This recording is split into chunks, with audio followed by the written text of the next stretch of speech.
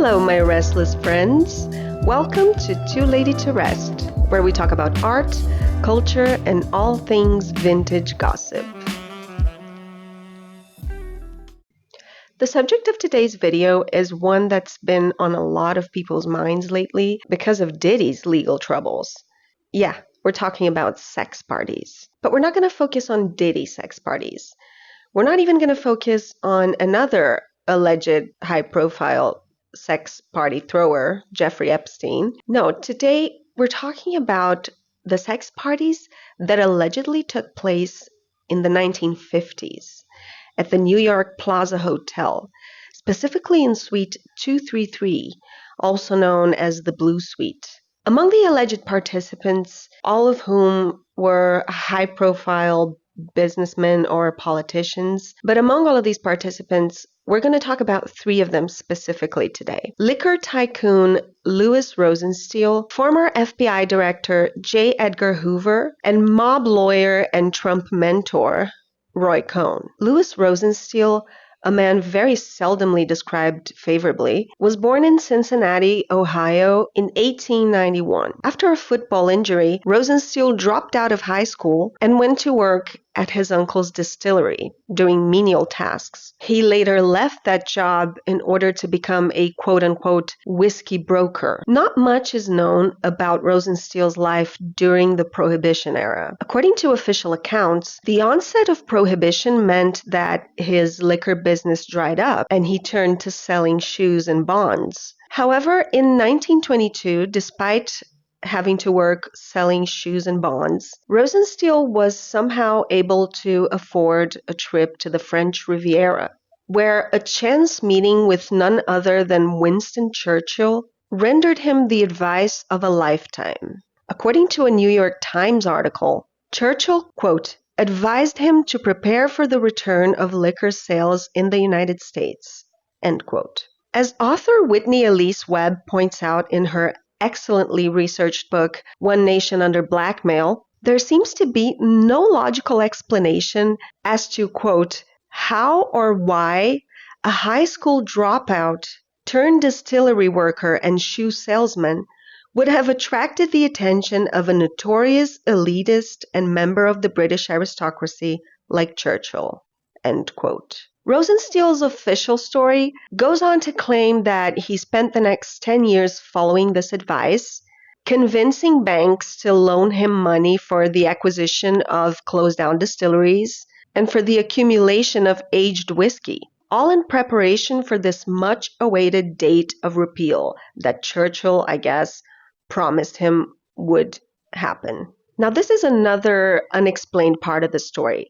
Why would banks, reputable banks, loan a man money to buy a closed down distillery in hopes that prohibition will get repealed? It makes no sense. But still, according to his official story, he spent 10 years, I guess, just selling shoes and bonds and accumulating aged whiskey and buying closed down distilleries, not selling liquor, of course, because it was illegal. He waited. He patiently awaited for the moment when prohibition was repealed. And then at that exact moment, that's when he pounced and he was able to, open up his distilleries. He incorporated Shenley Distillers Company, and everything fell nicely into place in 1933. So thanks to all of this patience, a quality that he was never otherwise described as having, being instead described as, quote, a domineering man with a quick temper, end quote. So thanks to all this patience and thanks to all this preparation that he did on the advice of Churchill, Rosenstiel was then perfectly positioned to immediately become, quote, the most powerful figure in the distilled spirits business, end quote. What this vague account fails to mention, though, is Rosenstiel's documented ties to organized crime figures.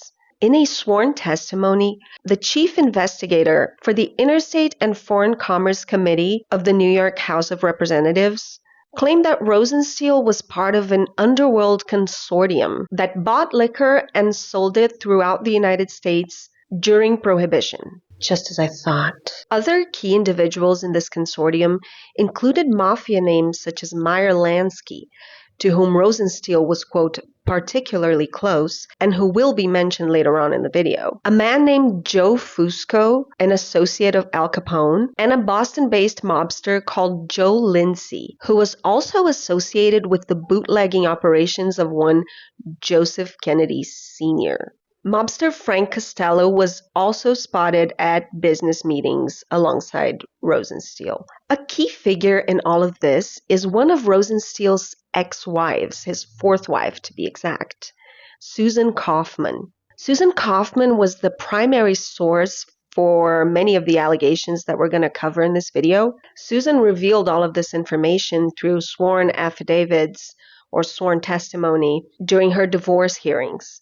According to author Anthony Summers, Susan has many detailed allegations about her husband's involvement with organized crime figures, including meetings where Susan alleges that her husband Rosenstiel was given thousands and thousands of dollars in cash by Meyer Lansky, who apparently addressed Rosenstiel as, quote, Supreme Commander. Mobsters like Lansky, Frank Costello, Sam Giancana, Santo Trafficante were apparently frequent dinner guests at the Rosenstiels. But on top of all his shady mafia connections, one key detail about Rosenstiel's character was that he was apparently obsessed with blackmail. Both his office and home were apparently riddled with bugging devices. According to journalist Nicholas Faith, Rosenstiel would treat his employees very poorly and fire them at a moment's notice.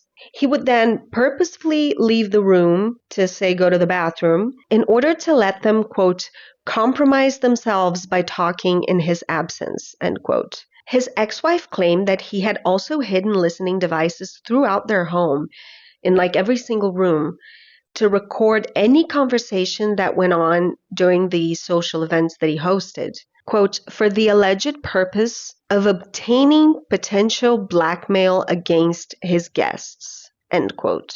In 1971, several sources reported to the New York State Legislative Committee on Crime that Rosenstiel's Manhattan home had been, quote, wired from roof to basement with hidden microphones so that he could spy on visitors and staff, end quote. Some of those same sources that spoke with the New York State Legislative Committee on Crime also reported that Rosenstiel was bisexual. Again, according to journalist Nicholas Faith, discussions about his bisexuality were frequent enough at work that his employees called him Rosie. These claims were corroborated by Rosenstiel's fourth wife, Susan Kaufman, like we've mentioned before. Susan tells that her first marriage had ended because her husband was gay, and after marrying Rosenstiel, she soon realized that she had made the same mistake again.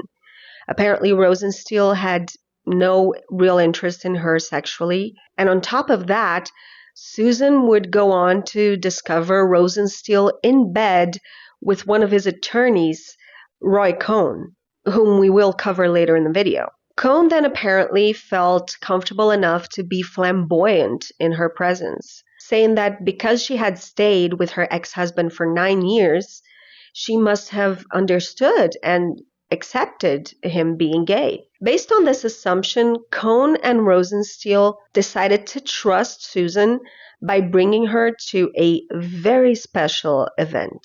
Susan alleges that in 1958, she would accompany her husband to a party hosted by Cohn at the Plaza Hotel in New York. The room, Suite 233, was one of the largest in the hotel and, quote, all done up in light blue, end quote. Susan alleges that inside the suite, other than Cohn, who opened the door for her, another high-profile associate of her husband's was present, and that was none other than J. Edgar Hoover, then director of the FBI. Not only was he present, but Susan claims that he was in full drag and was introduced to her by a laughing Roy Cohn as, quote, Mary. Cohn allegedly told Susan that Mary Hoover regularly attended his parties, and that Cohn himself would arrive first with the women's clothes in a suitcase for Hoover to later change into. Incidentally, Mary was also allegedly the nickname used among New York City clergymen for Cardinal Francis Spellman, another alleged attendee of these parties at the Blue Suite, although he was not present in the specific event described by Susan Kaufman in her affidavit. Still according to Kaufman's sworn testimony, she saw a couple of young blonde boys, about 18 or 19 according to her, cutting pretty close there, just saying. She saw these young boys walk into the room, where Cohn and Hoover allegedly had sex with them. Susan claims that her then-husband Rosenstiel urged her to join them, but she declined and then they left the party. Despite supposedly feeling repulsed by the whole thing, Susan was persuaded to attend another of these parties in exchange for, quote, an expensive pair of earrings, end quote. She said the event was similar to the first one, except she and her husband fought afterwards and she wasn't invited to accompany him again. These allegations by Susan were made, like I said before, in a sworn testimony during her and Rosenstiel's divorce hearings. During the 1971 New York State Legislative Committee on Crime, which was investigating Rosenstiel, on the week that Susan was supposed to testify to the committee, she was charged with an attempted perjury charge that was apparently described by members of the committee themselves as being bizarre and unprecedented. And members of the committee apparently believed that this attempted perjury charge could have been instigated by Rosenstiel himself in an effort to keep Susan from testifying. She testified anyway, but her testimony for the committee still remains sealed over 50 years later. Judge Edward McLaughlin, who was chief counsel for the committee, described Susan as, quote, an exceptionally good witness. The woman's power of recall was phenomenal. Everything she said was checked and double-checked, and everything that was checkable turned out to be true, end quote. So, while some people do dispute Susan's testimony, it is what it is. These are the words of the judge from the New York State Legislative Committee on Crime of 1971, which, like I said, was investigating Rosenstiel.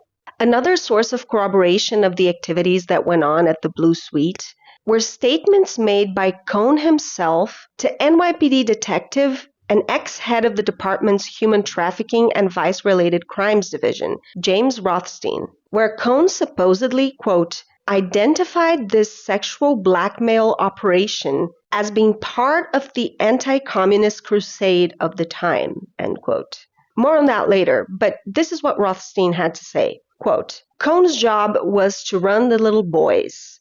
Say you had an admiral, a general, a congressman who did not want to go along with the program. Cohn's job was to set them up, then they would go along. Cohn told me that himself, end quote.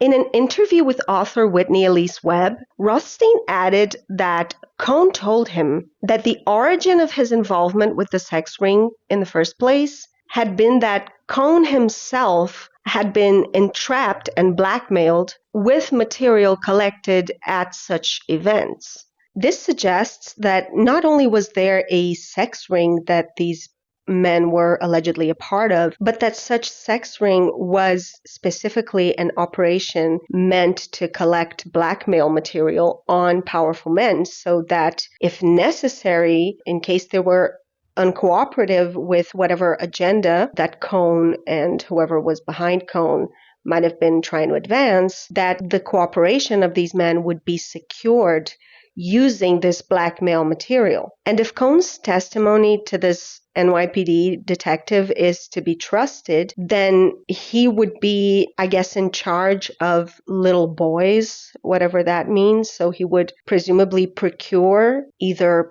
sex workers or worst case scenario victims for these men to be caught with in compromising material. And that Cohn himself had been entrapped by this same sex ring and was now made to work for them. It's no stretch then to imagine that images of Hoover at these parties could have also been collected and exist at some point. And it's also no mystery how useful this kind of material could have been in the hands of mobsters and other organized crime figures. Susan Kaufman claims to have seen many pictures of Hoover in drag in the possession of her ex-husband, Rosenstiel, and that he apparently had given such photographs to his mobster associate, Meyer Lansky. Lansky was described by associates as saying of Hoover, quote, "I fixed that son of a bitch," end quote. Lansky's widow claimed that her husband had obtained proof of Hoover's homosexuality, which he then used to neutralize the FBI when it came to his own business operations.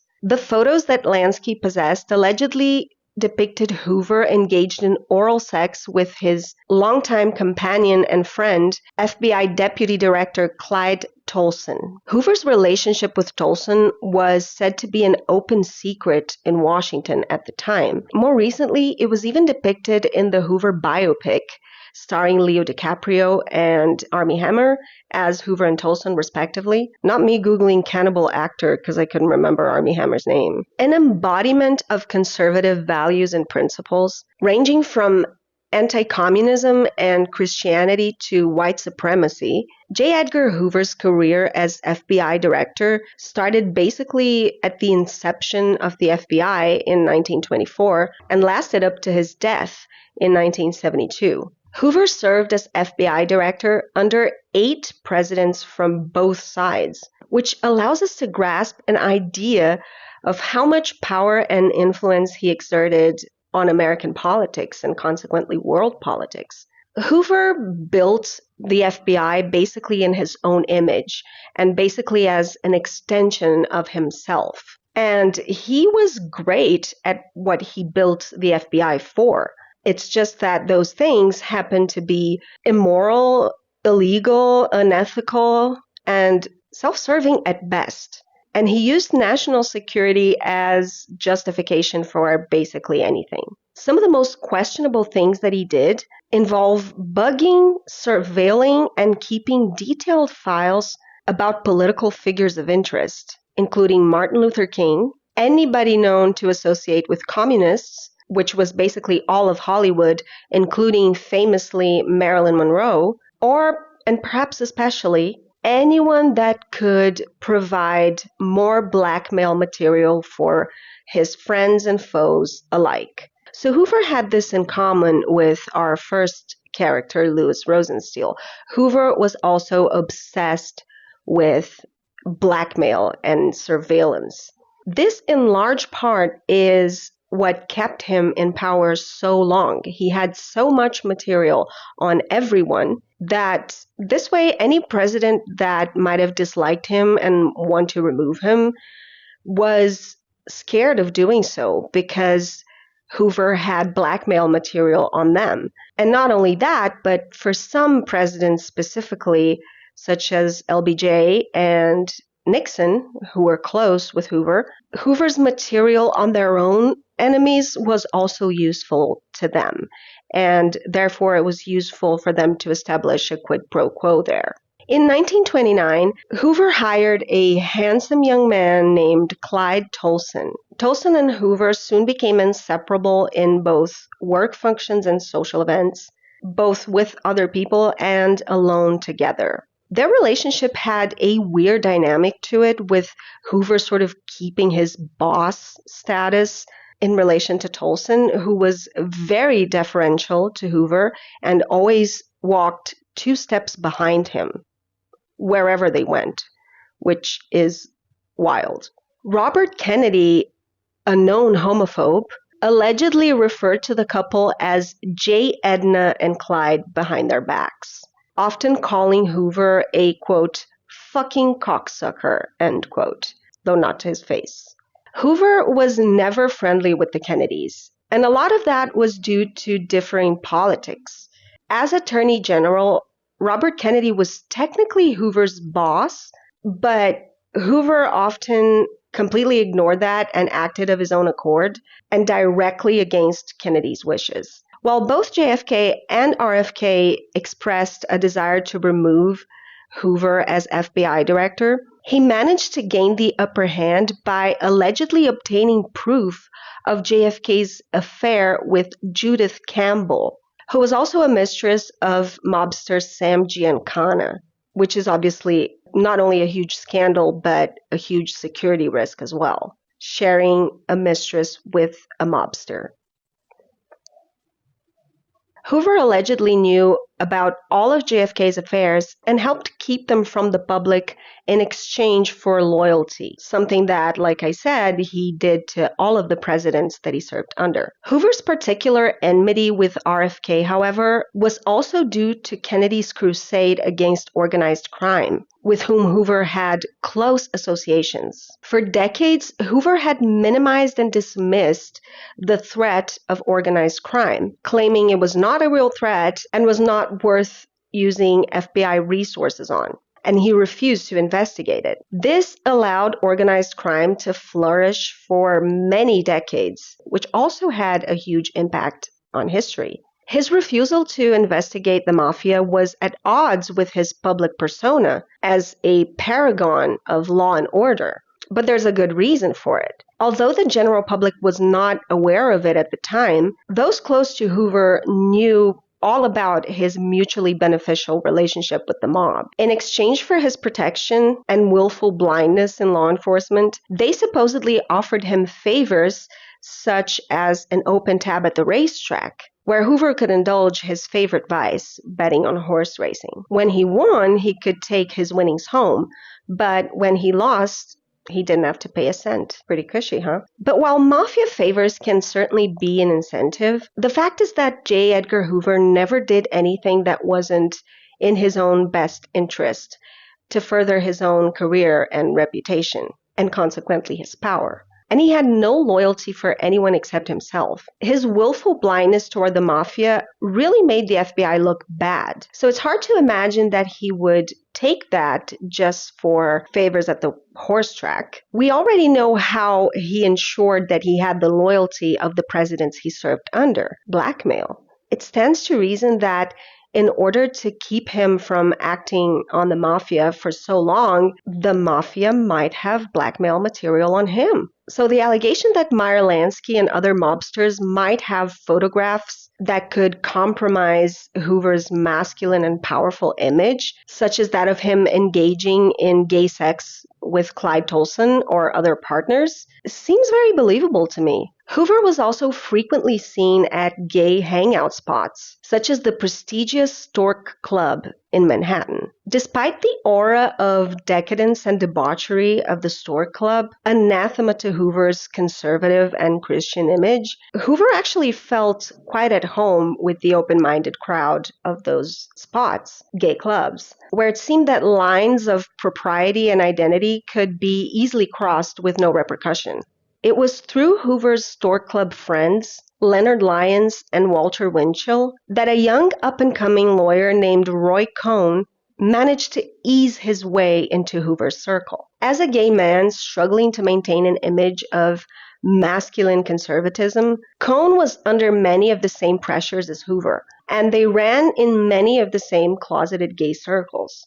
They also had another unifying thing in common. They were both staunchly anti-communism. Well, of course, the one thing we have to understand at the outset is that the Communist Party is not a political party.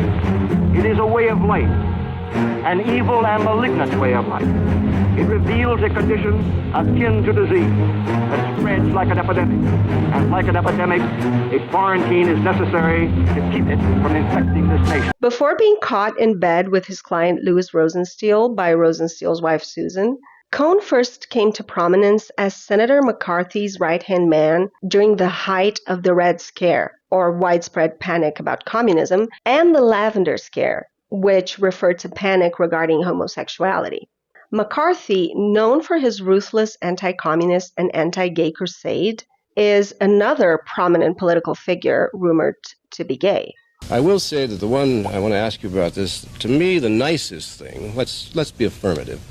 The nicest thing that I have ever heard about Joe McCarthy was told me by Senator Flanders of Vermont that he was a full-time homosexual. Is this true?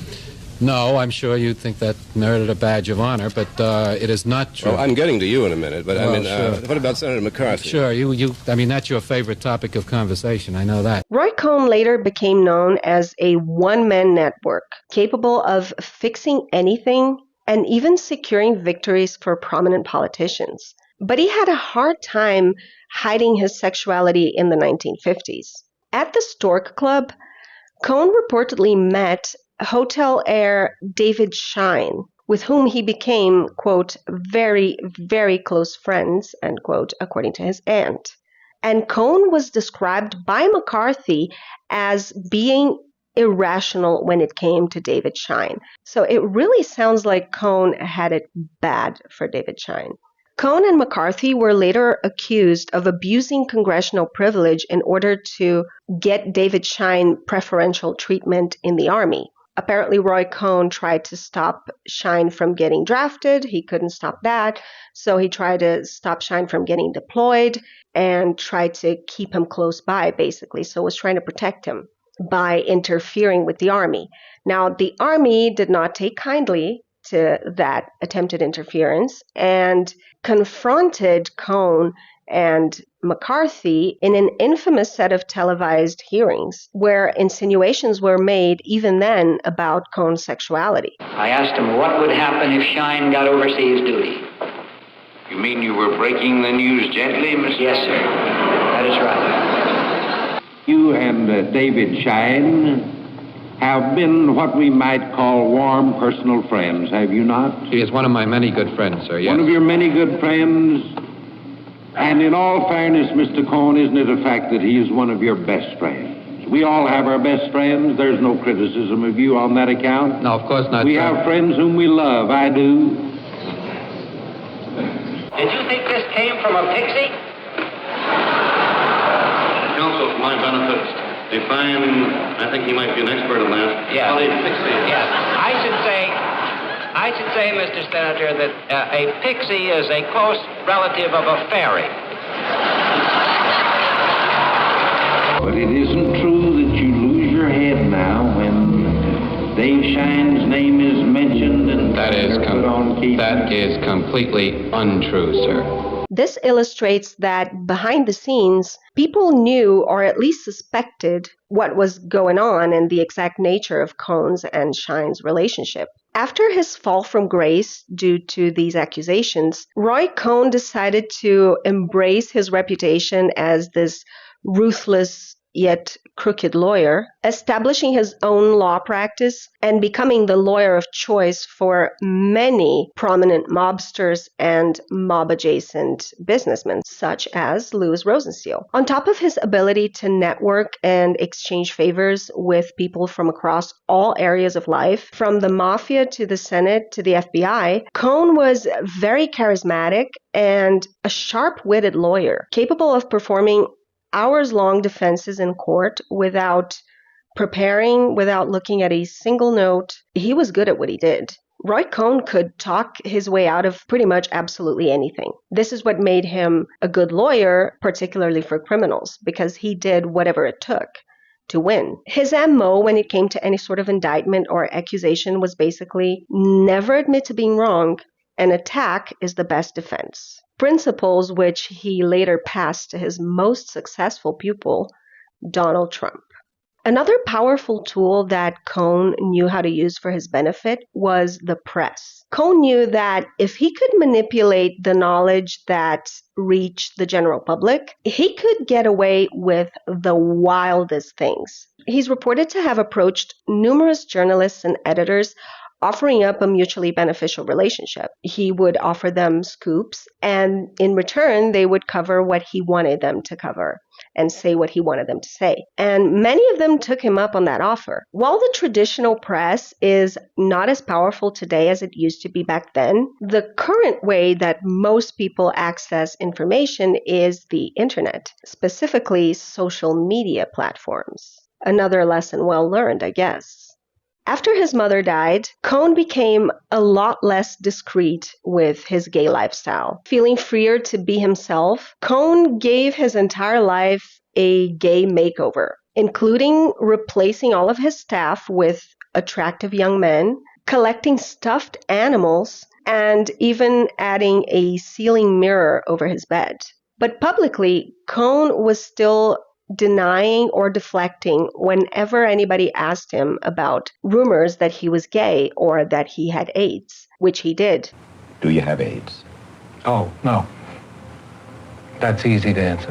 In 1986, Cohn was finally disbarred for committing fraud against multiple of his clients, including Louis Rosenstiel. Cohn was accused of sneaking into the hospital room of a comatose, dying Rosenstiel to obtain Rosenstiel's signature on a document that appointed Cohn as executor of Rosenstiel's estate. He failed miserably, as the signature that he managed to obtain looks more like a cluster of varicose veins than a human signature.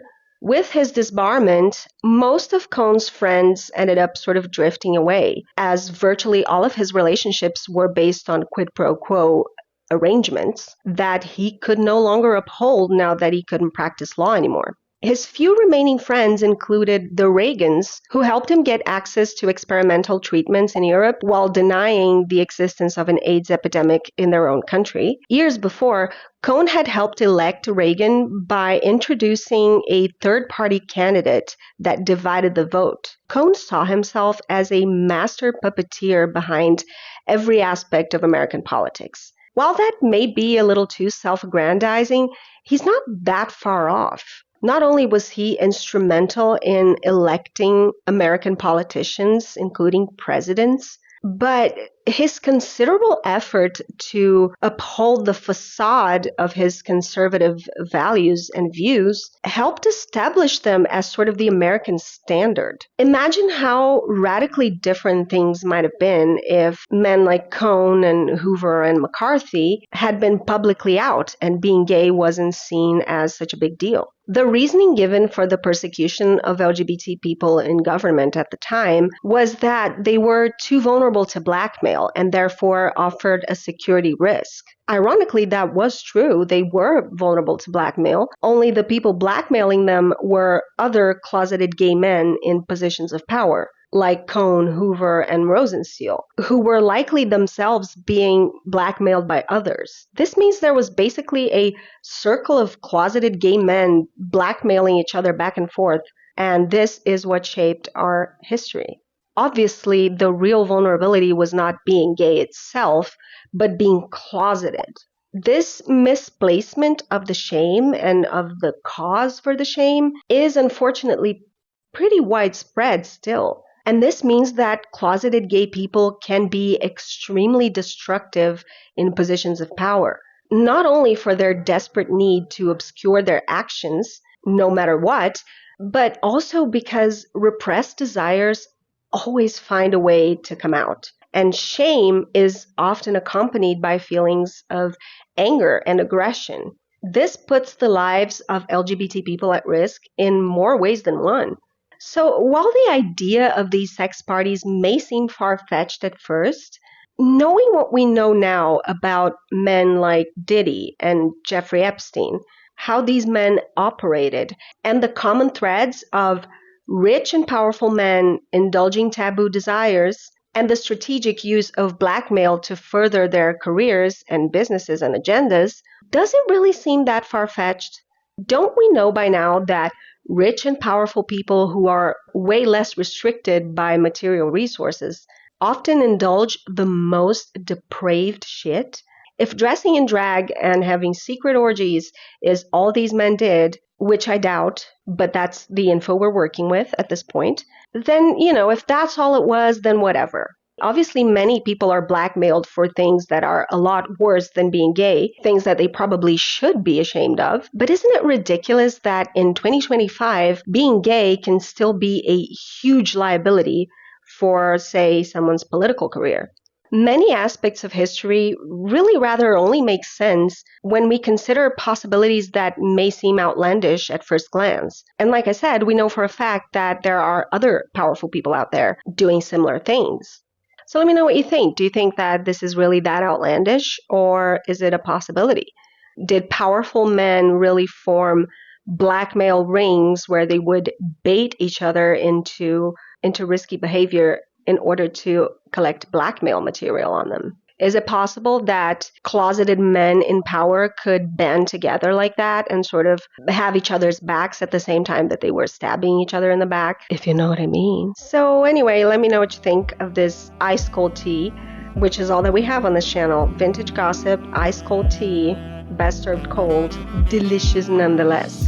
If you enjoy this kind of content, please consider liking and subscribing to support the channel, and I'll see you next time. Bye!